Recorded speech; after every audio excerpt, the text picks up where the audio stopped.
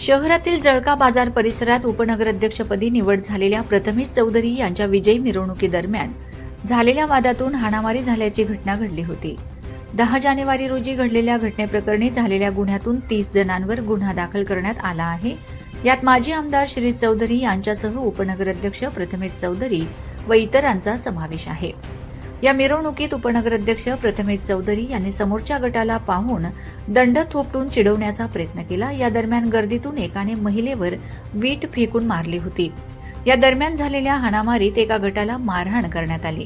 या अंतर्गत गुन्हा दाखल करण्यात आला आहे. त्यासोबत माजी आमदार श्री चौधरी गटाकडून देखील गुन्हा दाखल करण्यात आला असून समोरच्या गटाने रात्रीच्या सुमारास माजी आमदार श्री चौधरी व उपनगराध्यक्ष प्रथमेश चौधरी यांच्या घरावर हल्ला चढवत घराची व वाहनांची तोडफोड करत वातावरण चिघळवण्याचा प्रयत्न केला व शांतता भंग करण्याचा प्रयत्न केला. यावरून समोरच्या गटातील नगरसेवक आकाश प्रवीण चौधरी यांच्यासह इतर जणांवर गुन्हा दाखल करण्यात आला आहे.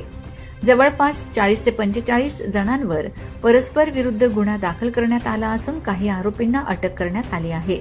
दरम्यान कुणीही शहराचे वातावरण बिघडवण्याचा प्रयत्न करू नये, अन्यथा त्यांच्यावर कडक कारवाई करण्याचे आदेश जिल्हा पोलीस अधीक्षक श्रवण दत्त एस यांनी दिले आहेत.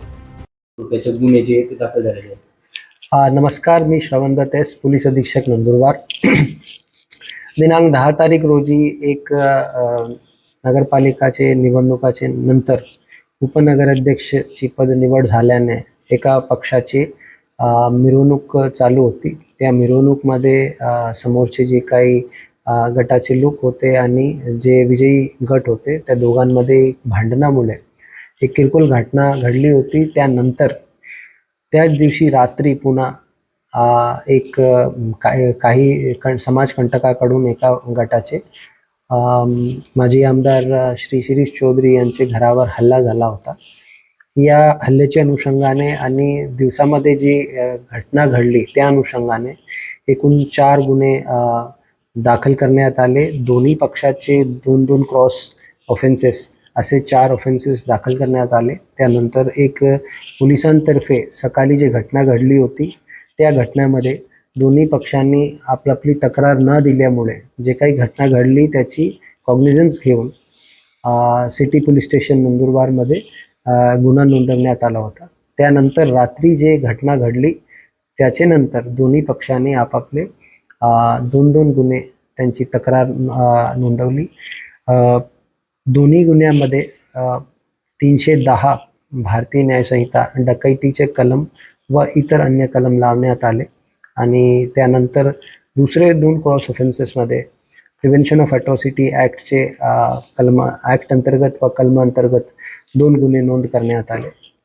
यामध्ये जे श्री चौधरी यांचे घरावर झालेला हल्ला होता त्या गुन्ह्यामध्ये CR नंबर 12/2026 नंदुरबार शहर पोलीस स्टेशनमध्ये आतापर्यंत आपण 5 आरोपींना अटक केली आणि त्यांना मान्य न्यायालयासमोर आपण हजर केलेले आहे आणि उर्वरित आरोपींचा शोध सुरू आहे. सर, या पूर्ण प्रकरणामध्ये सादर दोन्ही गटाकडून काही लोकांचे नाव निशी आणि काही अज्ञातांचे विरुद्ध अशा एकूण दोन्ही FIRsमध्ये 40-50 लोकांचे नाव आणि अज्ञाताची संख्या नमूद आहे.